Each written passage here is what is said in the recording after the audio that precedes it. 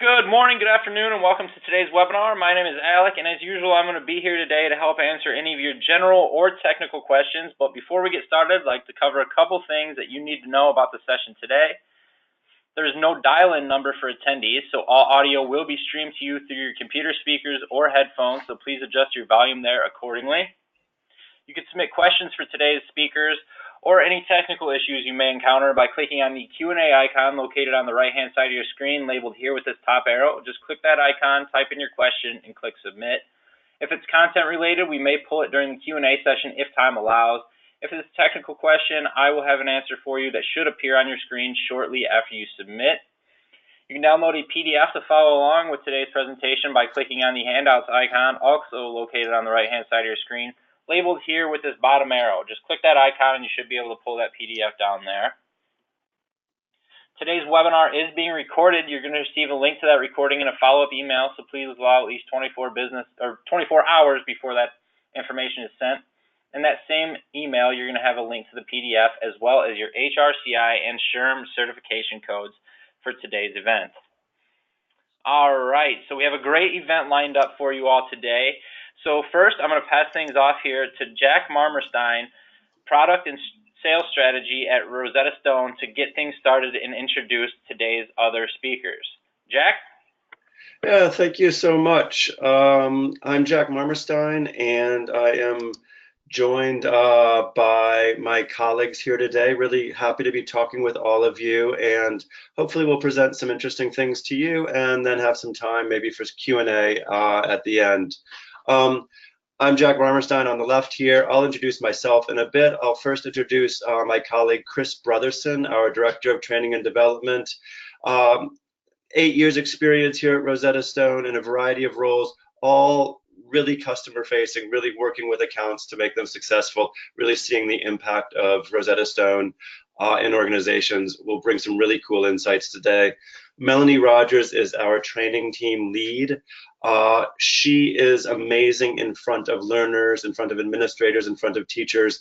Put her in front of a room full of people who are beginning their Rosetta Stone journey, and she will turn them into passionate language learning enthusiasts.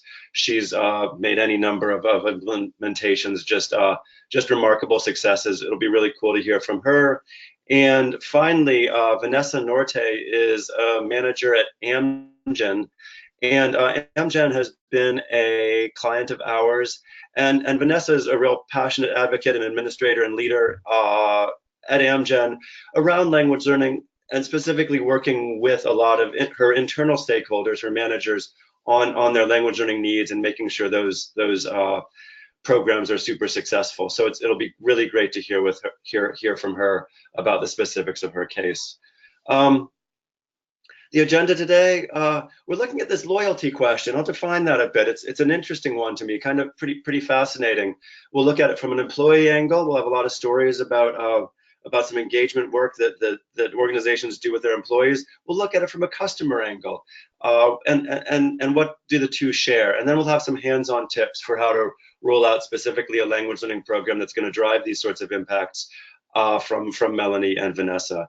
And we can end with some Q&A, so I urge you to put those questions in the question box in that right-hand column, or save them till the end. We would love to hear what you're interested in.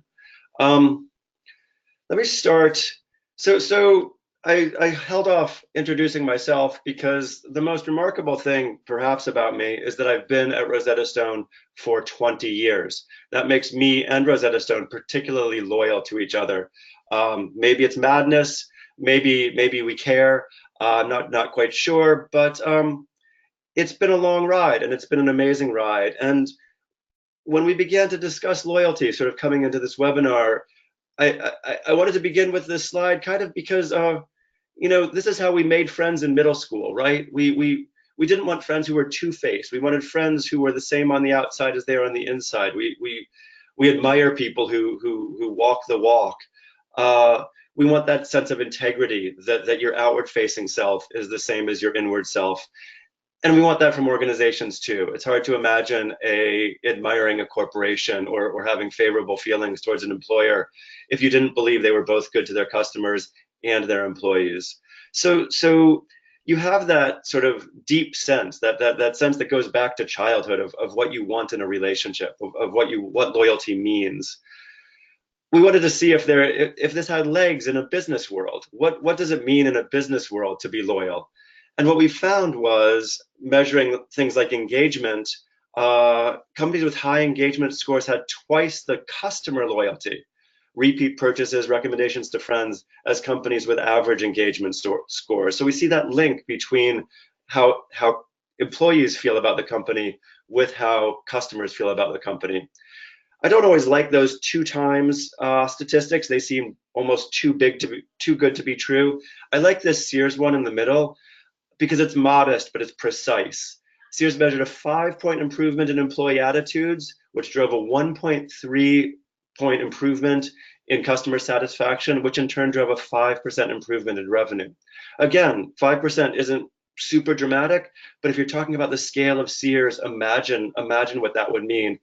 And a 5% point improvement in employee attitudes feels doable. It's the kind of intervention that probably many of you are in the business of trying to impact every day.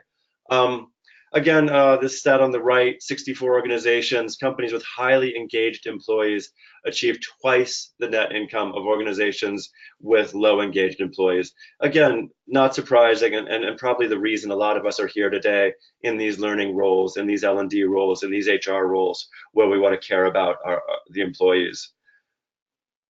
So the research question became, what drives both employee and customer loyalty? And I think what we came to is really going back to that 7th grade sense of who your friends are, of who you admire. It's those relationships that are really strong. A relationship with an employer, a relationship with a vendor, with a brand that you love, that you feel really close to. And we want to dig down a little bit in that. And I think it won't surprise any of you to think that communication is sort of at the root of relationships. I'm probably not telling you anything that would surprise you. It's probably kind of obvious. The thing that we at Rosetta Stone like to think about and like to talk with companies about is that we talk about communication. When you think about communication training, you might think about training to be an active listener, training to ask open-ended questions, communication skills like that. What we like to remind you of is companies now are entirely multilingual. Even if you're a domestic company, you have multilingual staff. If you're a global company, obviously you cross all sorts of language barriers. If you're serving customers, even in the US, you're obviously serving customers who speak other languages. At the foundation of communication is sharing the same language.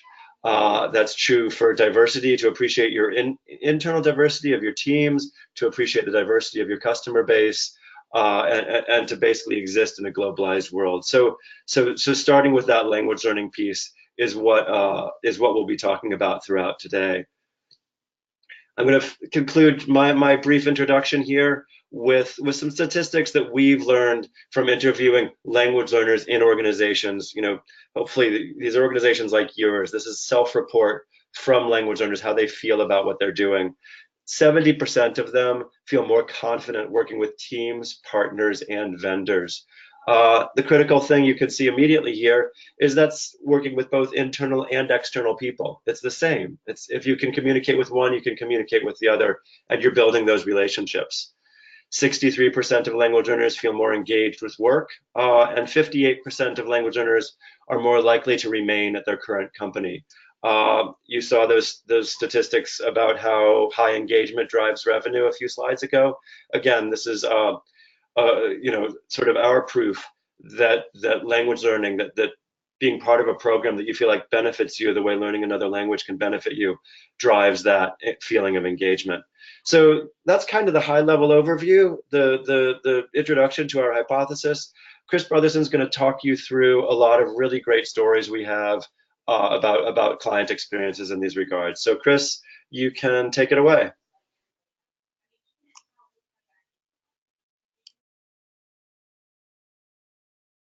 Oh, thank you, Jack.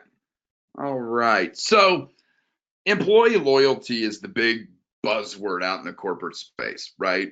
And what we want to do now is take a look at what employee loyalty really is and what it equates to for companies, right? And how language learning can help create those strong relationships that Jack mentioned and then equate into a return for the company as well. So in the study that Jack was talking about, right, back in 2014, we did a impact study with current Rosetta Stone clients and learners at 50 different companies, right, utilizing Rosetta Stone language. And 59% of those users, right, the direct employees said that they are more likely to stay with their employer as a result of their company investing in their language skills, right? And 84 said that learning language makes them feel more engaged at work, right? So what do those stats tell us, right? Loyalty equals engagement, okay? An engaged employee is a productive employee, right? Is an employee that can communicate at well with others, right? And that creates loyalty. All right, so what are some of our other partners saying, right? You're gonna get a little story time with me here for a little bit. Daimler, right? This quote I love, okay, by Brian Stowe, the L&D at Daimler in North America. He said, employees who take us up on language learning opportunities get a boost in their confidence. It helps them round out their professional capabilities. Communication can be difficult when there are culture differences just under the surface, but if you know that language, you can navigate it better. You are learning the culture in a foundational way, and that builds rapport quickly, right? And what does rapport mean for your internal and external clients, right? So let's remember that loyalty is really driven by engagement, communication, productivity, and language can help in all three areas. So let's take a look at a couple more stories since I've got you. All right. So PayPal, I think we've all heard of them. I think the information on the left side of the screen is probably not surprising to anybody. 200 markets, 148 million accounts, right? All the different currencies and transactions they do. This is what we would call a global company. PayPal uses Rosetta Stone to drive their internal communication strategy, right? Back to that communication and relationships part Jack was talking about. Their L&D lead, Steve, was dealing with the challenge, and I think many of you on this call have dealt with this before, the challenge of acquiring multiple global offices at a rapid rate. He would get all sorts of pushback, right, from those different regions or countries, and pushback on why they needed to switch to a single language learning provider, right? Rosetta Stone that PayPal had been using. He wanted to make sure his employees were happy, so he said, just give Rosetta Stone a try and let's see what it can do. After rolling it out, he's gotten 0 requests to go back to the old solution, right? And he's being responsive to his employees' asks. He is providing them a quality learning experience, right? And that increases engagement, which increases loyalty. There's a huge ROI here for Steve specifically, right? The ability to manage all those different regions and countries under one single L&D platform of Rosetta Stone for Learning. But there's also an ROI for the company, right? There's also a cost involved in utilizing technology, or a cost savings involved in utilizing technology instead of face-to-face or random models in different countries or different regions. And we're going to talk about some more of those type of returns as well. So when we talk about loyalty, right, engagement, what does that mean, right? A way to measure that is your retention, right? What are the retention rates, right? How loyal and engaged are your employees? So one of our great stories of one of our great partners is Panda Restaurant Group. I'm sure you all have heard of them, right? Let's really take a look at how they were able to reduce their employee turnover by 19% utilizing Rosetta Stone. So Panda, as you know, it's giant, right?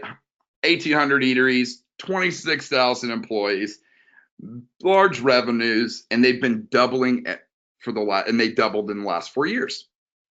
And working with Panda over the years, they became really interested in measuring their success as it relates to other aspects of their business. They were originally motivated by a desire to increase communication between employees, right? Communication, there's that word again. And within their stores, and specifically to impact that employee loyalty. They broke it down even further by saying turnover was their biggest cost that they faced at their stores. And they wondered if they could decrease turnover by increasing communication, engagement, and loyalty. Well, they started measuring a baseline, right? And they compared the hours spent in Rosetta Stone across all the different regions. And since they were already measuring turnover, the only thing they needed to do was really look at usage reports.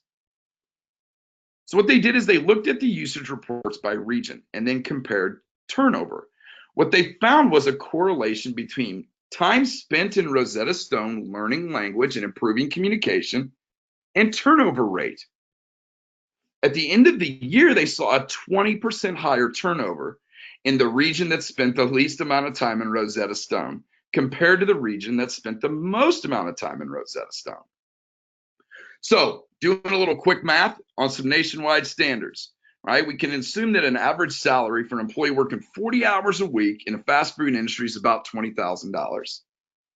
And if we look at the Center for American Progress, they say an employee earning below $30,000 a year costs 16% of that annual salary to find, hire, and train, right? There's a lot more costs involved in that than a lot of people think. So the cost of replacing that employee, that $20,000 a year employee, is $3,200. So if you're looking at 250 employees in that region, and we would help them reduce turnover by 20%, again, quick math, that's $160,000 in hard ROI savings that Panda can talk about just within that region. Another great story. I told you guys it was going to be story time, huh? Another great story, right? From another hospitality partner is Wendy's, right? And this is a cool picture of a blog that Wendy's used to celebrate their employee success. They drove employee loyalty by offering English training through Rosetta Stone. In 2016, a manager at one of the Wendy's restaurants really encouraged his employees to participate in language training. And the corporate had arranged them access to it.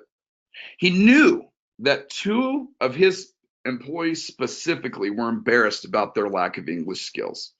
And they had asked not to be assigned to work the front register because of their fears. So they obviously jumped at the chance to use Rosetta Stone to help build their communication skills in English. They used their mobile app on Rosetta Stone during their breaks, and the manager has reported back to us that the English proficiency level has jumped significantly. Their confidence levels have gone through the roof, and now they look forward to talking to customers and have even requested being put up at the register. And I love that story because it's heartwarming, right? It's about engaging that employee, improving their communication, their productivity, right? And then increasing loyalty. Those two employees at Wendy's, what do you think their level of loyalty is to their manager, their director that got them the access to language? So, a couple great stories in the hospitality industry, right? About how we were able to help with retention, right? And employee loyalty. But how can language help companies attract more customers or open new markets? And again, it comes back to communication. Love, love, love this quote from the former Chancellor of Germany. If I'm selling to you, I speak in your language. If I'm buying, dann müssen Sie Deutsch sprechen. And what he's saying is, if I'm buying, you need to speak to me in German. That is impactful, right? And what improved language and communication can do is allow companies to reach more customers, to speak to customers in their language, which allows them to open more markets because they can speak in the language of that market.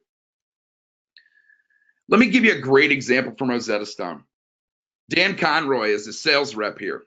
All right. He's a member of the team, and I've worked with him a bunch on a lot of different external client partnerships. He has become fluent in Spanish by using the Rosetta Stone solution. And I've been absolutely blown away when he is on a call with a company in Latin America. he can sell to them in their language. Dan is consistently one of our top 5 sales reps every year, and there's nobody better at moving complex partnerships quickly and efficiently.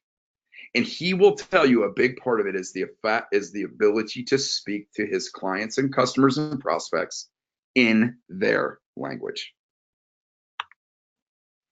So to take it even further, we talked about that Rosetta Stone study, right? We did back in 2014, the market research with 500 business decision makers, right, that were explicitly involved in the language learning at their company. So here's what we found. More than 3 in 5 of salespeople can now grow their pipelines because they can connect with customers they couldn't communicate with before. 73% of these decision makers said, 73% of customers said they are more likely to buy a product if they receive information in their native language. And 79% said they saw an improvement in customer relations after offering language training for their agents. So what does that mean, right? If we drive in customer loyalty by driving employee loyalty, employee communication, employee engagement, and success. So let's hear what a couple more of our clients are saying, right? A couple great quick examples. The WWE wrestling and the Minnesota Twins soccer team we've worked with in the past, right, have utilized Rosetta Stone to help their non-English speaking players to be able to learn English to communicate better with their fan base. And what they love is, and tell us, they enjoy the fact that they can do this regardless of the native language of their learner. What a huge impact. Let me tell you a couple other quick stories before I hand it over, right? Let's talk about loyalty in the hospitality industry, specifically with Marriott hotels. In hotel, right, hospitality, there's 2 parts to loyalty. There's internal and external loyalty, right? Internally, what do they want? They want employee loyalty to reduce turnover, increase productivity, and increase employee engagement. Externally, what do they want? At the core of it, they want to increase renewal rates. They want people to come back and stay at Marriott hotels because of that external customer loyalty. Marriott International has got one of the most diverse workforces in corporate America, and they're deeply committed to developing strategies that equip their employees with the skills and competence they need to be successful. This is an internationally connected world, and these language skills are obviously a critical component of that success. That's a direct quote from Andy Chavez over at Marriott, right? What he is saying is by engaging and empowering their employees, they now have the skills to drive customer loyalty as well. And in that same thing, Hyatt, what are they looking to do? Something very, very similar to Marriott. And I love their quote from Doug, the assistant director of L&D at Hyatt. He says employees feel more favorable about Hyatt. Even if they don't participate, they can say that Hyatt has free language training programs. It's a nice perk we offer that reflects well on the company. But the other great thing about it too, past that employee loyalty, is what it can do for their agents to be able to communicate with their customers when they check in that might speak a different language. So you've had a lot of stories and a lot of deep dive into what employee loyalty is and how it can drive ROI for the company, not just from productivity and communication, but as well as customer loyalty too. So now what I want to do is pass it over to Melanie. And what she's going to help do is give you an idea, right, of what L&D can do for companies and how they actually deploy it to success. So thanks for your time, and I'll pass it over to Melanie Rogers. Thank you, Chris. I appreciate that. And those were great stories that you shared. And I appreciate listening to those stories. They're always interesting. And one of the things, though, that we often hear after you share those awesome stories is, okay, great, but how do we make that happen in our company? How do we get these results? And that's really where I am so proud to be on the services team at Rosetta Stone, because we are here to make people successful and to help people achieve these goals. One of the things that we absolutely are here, we have teams that are dedicated to, okay, you're ready, you've purchased Rosetta Stone, let's get it implemented in your company successfully. We don't just turn over the licenses and expect people to figure it out for themselves. We have excellent client managers who are going to come in and help the administrators. We always say, hey, pick somebody really enthusiastic within your organization to run the Rosetta Stone program, and our client managers are going to work with that person in order to help them set goals, not only for the organization itself, but also helping the individual learners set goals. Why do they want to learn a language? And you kind of mentioned all the different stories as far as employee loyalty and employee engagement. And one of the things that we often hear is, while it's very important for the company sometimes that their employees learn another language for their customers, but there's also personal reasons that people want to learn another language. And so if we can kind of tie those together, it becomes that much more powerful. So we're going to help with figuring out what those goals are and how to actually achieve those goals. We have worksheets that we can share and webinars that we can talk about to help people set some realistic goals that they can achieve. Client managers are also going to help the administrator organize the website and figure out the reporting capabilities. We want to make sure that people know that, hey, we're keeping track. We want to know how you're doing. We want to know how far you're progressing, how things are going.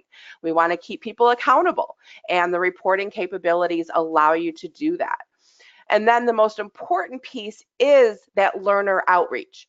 So at the very beginning, we're going to reach out and find out, hey, who wants to learn another language? Who needs to learn another language?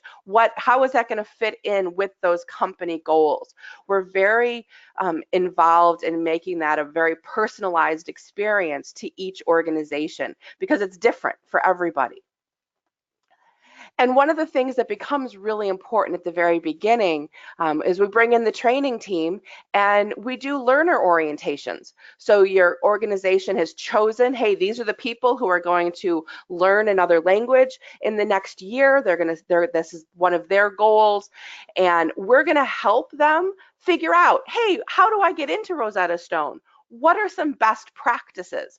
We're going to share with them what we know from millions of other users. We're going to say, hey, if you want to be successful, you need to log in regularly. Persistence is really important. You know, we want to see you using it 15 to 30 minutes a day, 3 to 5 times a week, and we want you to be able to be successful. How is that going to look on a mobile app? Do you even know that we have mobile apps? So we're able to share with the learners everything that we know about being successful with Rosetta Stone. So the administrator can work on, okay, make sure everything is set up, make sure it's a smooth process for people to receive their Rosetta Stone information, and then make sure that we keep that program going. And that's really where that next part comes in. We can kick off a fantastic program, but we have to keep it going. We have to keep the learners engaged throughout the time. People need to be engaged. You will always have those learners who are extremely self-motivated, who seem to just jump on opportunities and go forth with them. But most learners need some extra help. They're already working full time typically. They've got a lot of things going on. So how are we going to make them understand and help them keep language learning in the forefront? And so we also have lots of ideas to help companies do that. Again, goal setting is so important. We really recommend, make it part of a performance plan so that we can make that when you're setting your annual goals. Language learning might be part of that. And we can talk and make those goals specific, that, hey, if you work on Rosetta Stone an hour a week or an hour and a half a week for the set amount of time, this is what we can expect to know at that point. We also want to be sure that there's a lot of communication, and both Jack and Chris mentioned how important communication is in relationships, and this is just another relationship. We want to communicate and we want to reach out and say, hey, how are you doing? How are things going? Do you have any feedback? Is there anything that I can do to help? Some organizations, they found out that what happened was people didn't have internet available easily. So the organization was able to provide and say, hey, during your breaks, or you could come in early or stay after your shifts in order to use the internet at our site. So that communication is not only just kind of cheerleading, but also to find out if there are challenges and correct those challenges as soon as possible. So it should be two-way communication that we're talking about. A lot of our successful clients also use social media. Sometimes they create a hashtag just for their organization, and they may we have lots of clients who create private Facebook groups for their language learners in their organization, where people can post and be like, excited about achieving a goal, or asking for assistance or help, looking for language buddies, and all kinds of different things that they can do through social media as well to kind of keep language learning in that forefront of what they're doing all the time. And one really important thing is we want to celebrate success.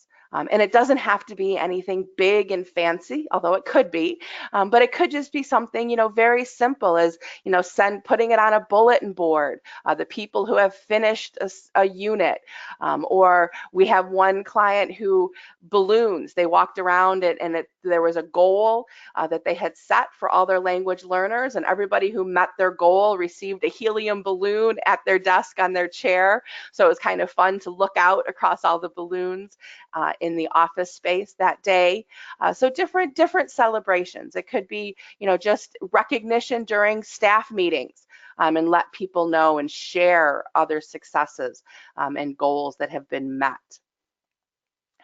And there's also great opportunities for cultural activities, especially in offices where you've got a lot of people who are possibly bilingual. And so we can bring in multiple cultures and have some cultural activities. Could be something as simple as a potluck. We've seen that done, and where the people will bring the recipes and they'll write it out in the different languages that they can share. Cultural activities could be movie nights, so where they get together and they watch a movie in another language. Food trucks even sometimes can be cultural activities, so they can go out and they can say, hey, we're gonna go to the food trucks and speak. If we're learning Spanish, we can go and order at a Spanish food truck. So different ideas there. And again, recognition, I know that I've said it a few times, but recognition really is important. And even if it's a simple pat on the back, or, public recognition on a bulletin board, or sending it out on an internal website, having an area where people are recognized for their efforts. So they really feel like, hey, people are noticing and people are interested in my success. And then we come to the idea of rewards. Now, at Rosetta Stone, we believe that learning a language is a reward all in itself, being able to communicate, but also simple things like those balloons, certificates, which we can definitely help with as well. Sometimes just small things are really nice rewards. Sometimes it might be a little bit bigger, but little rewards we find go a long way. And they're just the people that are really appreciative of doing that. And one of the great things is, these are the kinds of things that we want to help organizations with.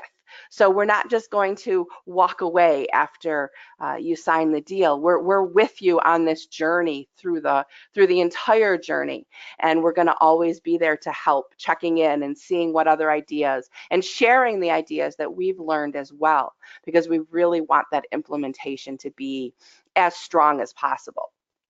And so I'm really excited that I'm able to introduce Vanessa to you. She's going to start speaking in a moment. She is our Rosetta Stone administrator at Amgen, which is one of our clients.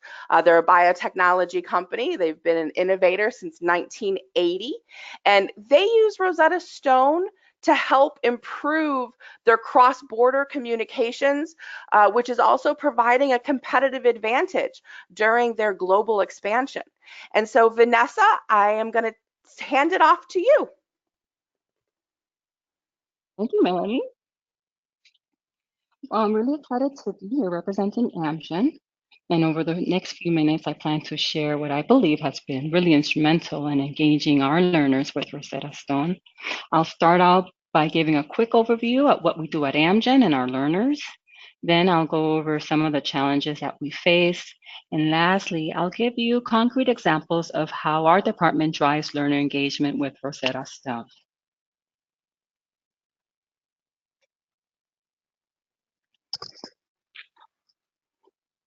So at Amgen, we have a presence in approximately 100 countries worldwide, and we've been able to reach millions of patients with our medicines. Additionally, we have been working actively to expand our presence by opening new affiliates around the world, pursuing acquisitions, and acquiring global rights to market our products. And because of our increasing presence globally, Rosetta Stone has become a really valuable tool for us. With such a global presence, it's extremely valuable to be able to give our staff a competitive advantage over our competitors. So the question is, what better way to gain that competitive advantage than by being able to connect with others across different regions and sites in their native tongue? My department, which is the Global Regulatory Affairs and Safety, which is represented in green on this map, has team members in 45 of these countries. And so we are committed as a department to equipping our team members with the tools to be successful. And one of these tools being learning a new language. So as a bilingual myself, and in which English is my second language, I'm sure some other bilinguals on the call may have experienced this, but I enjoy watching a person's face light up when they realize that I can communicate in their language. And on many occasions, I have even surprised people by speaking Spanish to them. And that's really the best way that one can really break the ice and connect with others, I feel, when you can speak in their language. And I think that that's one of the reasons why I'm so passionate about this opportunity for my fellow team members to learn a new language, and that I take my role so seriously is because I truly believe that it's not only a huge benefit for the learner, but also for a global corporation like Amgen.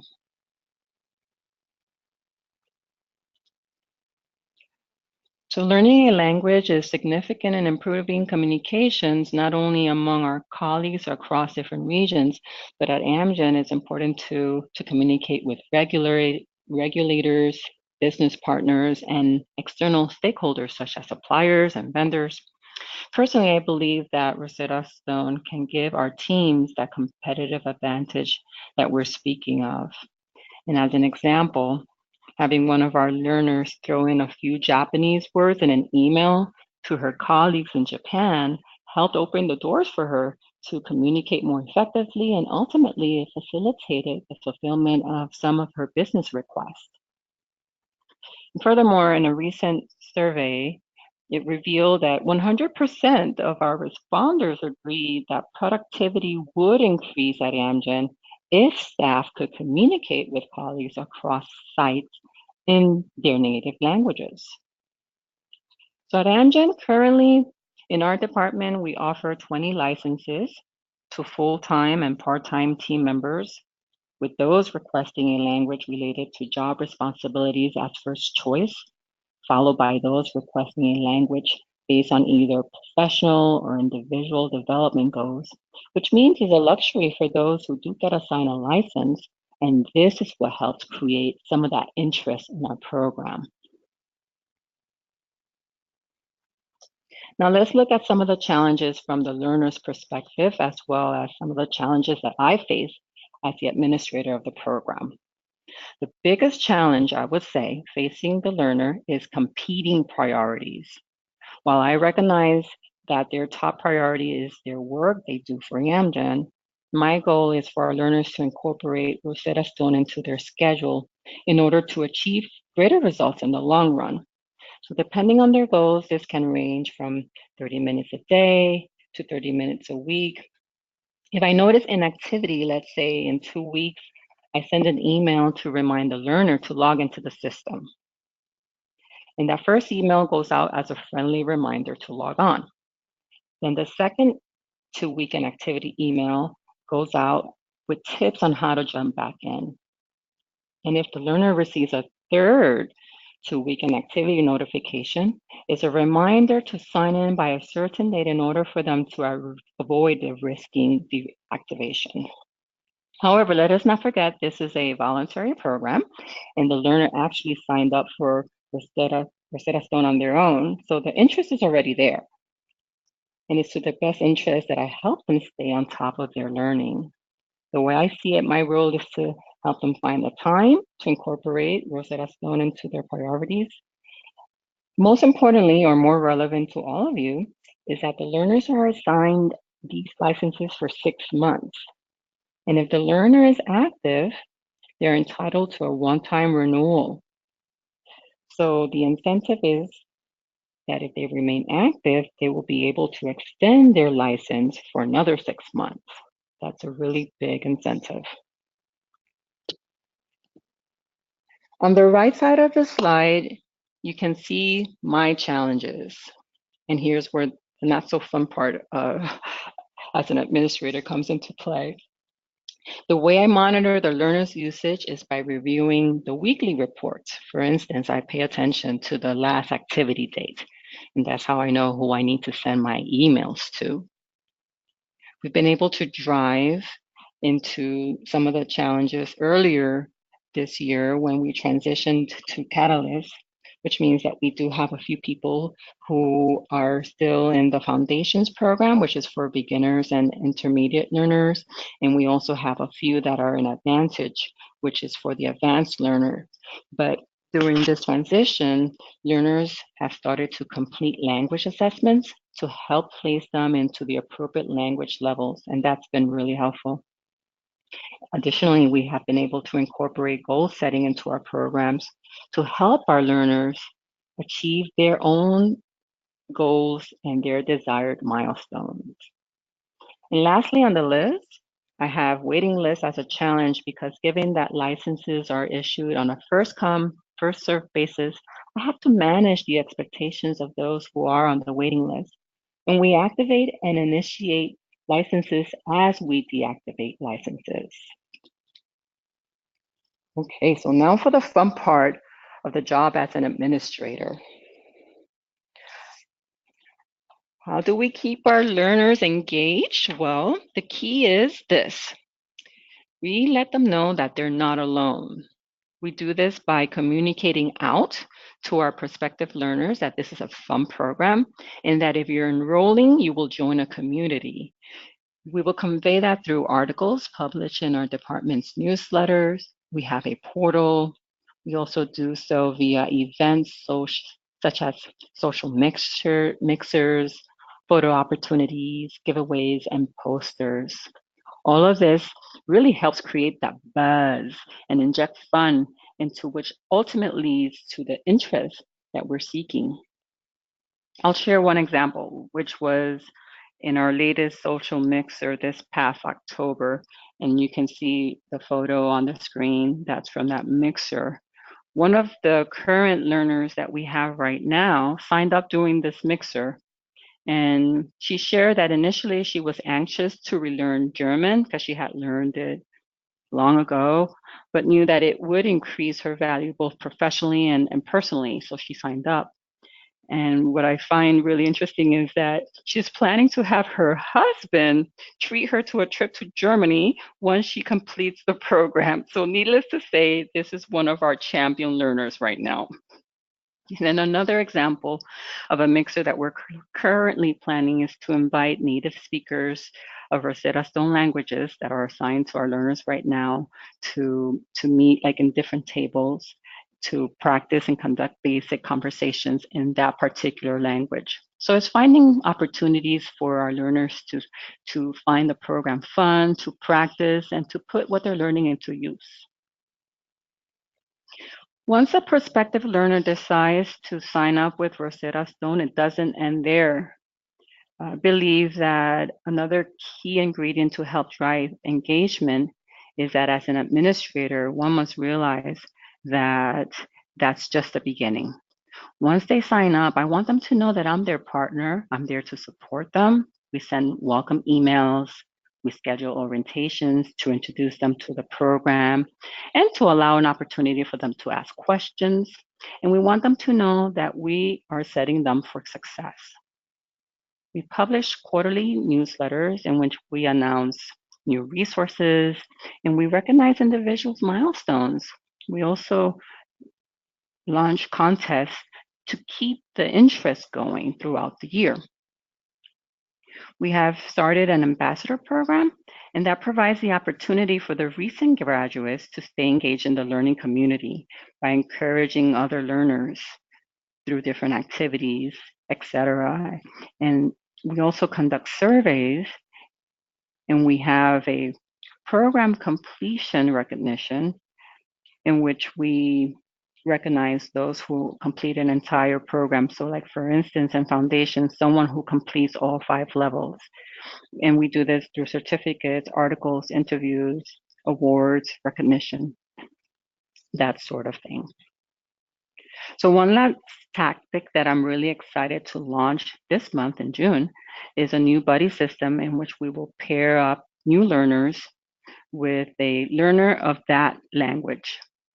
So an important note to take into consideration is that one doesn't need to implement all of these tactics at once, but one can implement one at a time as you go along, because it's important to provide the learners with venues which they feel encouraged. Like anything new, it is important for the administrator to provide that venue and that they can stay on course so that they can achieve great success.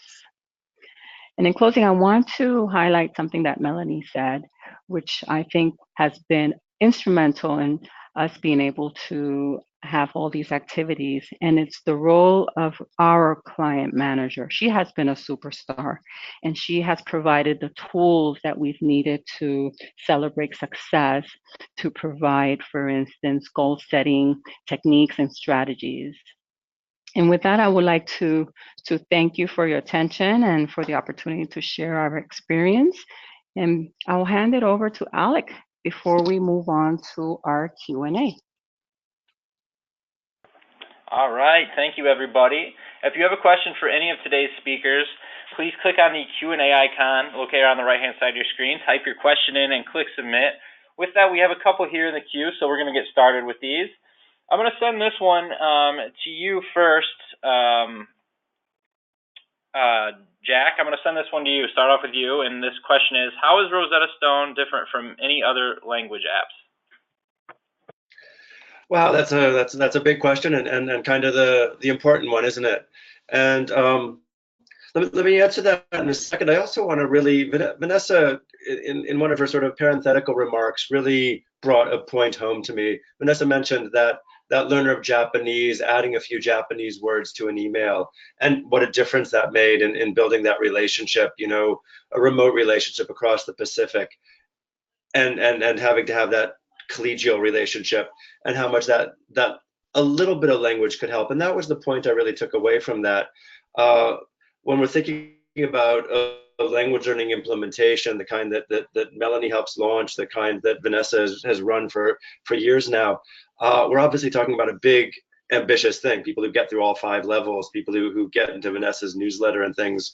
But it's important too to recognize that even small improvements in language, small improvements in communication, sort of modest gains, really can drive a huge difference. We've worked with retail stores in Spanish-speaking neighborhoods in the U.S. and they've really seen bumps in their success with their Spanish-speaking customers when they've shown even modest gains. Again, I think it's important that you needn't think about getting all the way to fluency or launching a program that's going to be hundreds and hundreds of hours, but that these gains could be there could be really great gains in outcomes with modest gains in language. I'll transition now to the question because that's an important one, and maybe I'll begin, in fact, sort of riffing on what I just said. Rosetta Stone offers beginning to advanced content in 24 languages with a really detailed onboarding assessment process that's going to link that learner to the relevant language that they need for their level, for their job, to meet their goals. So again, that drives that engagement problem. How do we make our learners are engaged? Well, if we give them relevant content, they are going to they're going to be more engaged. Their usage is going to be up, and they're going to see those outcomes that motivate them. So we have that assessment onboarding suite and that breadth of content that's going to link learners to their to the best content for them. A lot of the competitors, some of the free apps and things, that's user-generated content. It's not really linked to an assessment or onboarding or your personal goals. So it's going to be harder to do that. Obviously, a language school, an in-person language school, could be very responsive to your goals. And so I'll differentiate us a bit from that. If you walk to, say, Berlitz is one of the most recognized names, at least here in the US, for a language school, you're going to be paying $50 an hour, $100 an hour for that live tutoring. It could be very responsive to your needs, but it's at a certain location. You have to be there a certain time of week, and it costs a lot of money to make those gains in the language. Rosetta Stone Solutions offer unlimited live virtual tutoring so that you can have that experience of that human being who can be responsive to your needs, meet you at your level. But since it's virtual, we can control costs, and we can give it to you an unlimited quantity for your learners bundled in with that license price. So, I think we want to drive to that communicative confidence. We want to make your learners able to have the outcomes, those communicative outcomes. And we'll do that, through making learning relevant, making it convenient on mobile apps, things like that, and building in that human connection with that live tutoring. So those are just that's kind of high level, maybe what I think makes Rosetta Stone pretty special. All right, Jack, great, thank you. We're going to send this next one. I'm going to go ahead and send this to you, Chris. This question comes in from Dee Dee.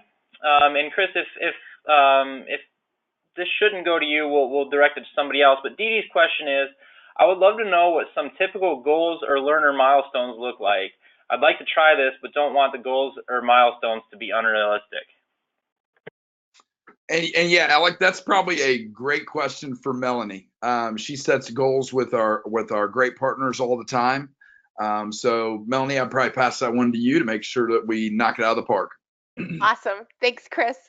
So one of the things when we talk about goals is we want to make sure that they're realistic. So like how much time is available, and for instance, or what that end ultimate goal is. So if I have an organization where the goal is that somebody has to go to Germany for an extended business trip in 6 months, I'm going to set a much more aggressive goal than if it's someone who wants to learn German in order to just improve their communication and have that ability down the road a year or two from now. So within our program, we definitely have it broken up into units, and so there are within each unit, you're looking at different, there's a milestone for each unit. So we're going to look at how much time do you have available to spend on Rosetta Stone per week. And then we're going to figure out what's realistic from that standpoint, how far ahead you can get in the program, what that progress would look like. So that's really where the goal setting is, and it's easy to do. So because we have a really good idea about on average how long it takes people to work through lessons and units in Rosetta Stone, so that we can figure that number out. But it's going to be very personalized depending on what that end ultimate goal is. All right, perfect. Thank you, Melanie. This one I think is going to go to you, Chris. We're coming back to you for this one. The question is, how did the restaurant that you mentioned calculate the turnover rate decrease due to language training? Great question. And the way that they did that was they looked at their language or their Rosetta Stone usage and the reporting that was provided to them. So they were able to look at the decrease in turnover that correlated to the regions that have the highest usage in language learning, right? So all things equal, the one thing that was different for the folks that had the lower turnover rate was they had a higher percentage of employees utilizing the program. Hope that helps. All right, perfect. I think so. The next one I'm going to send back to Jack, and the question is, do companies of all sizes use Rosetta Stone? I'm from a small nonprofit. Yeah, definitely. And, you know, what we see much more operative than the size of the company is the size of the need. A small company with a really diverse workforce, a small company with a small nonprofit with a serving. We work with some nonprofits that serve refugee populations and things like that. Obviously, it's really core to that mission that language learning. Language learning is really core to that mission. So it really depends on the need, much more than the overall size of the organization, much more, having to do with the percentage of the population where language learning could really help them fulfill their mission. All right. That's going to be all the questions we have in the queue now. So I think we can take this time to wrap up. So I want to take the time to thank you, Jack, Chris, Melanie, and Vanessa for all that great information shared. I want to thank everybody in the audience for joining us today, and I want to thank Rosetta Stone for sponsoring today's event. It is always great working with them on these webinars. If you enjoyed today's webinar, please take the time to fill out our post-event survey, which is going to appear right as this webinar ends. Your feedback is very important to us, and it does help us improve our future events. So thanks again to everybody on the line, all of today's speakers, and Rosetta Stone. We'll see everybody back here tomorrow for our next CLO webinar titled Shadow a Leader, an Innovative Capstone Approach for your HIPO Leadership Development Program. So thanks again, everybody, and have a great day.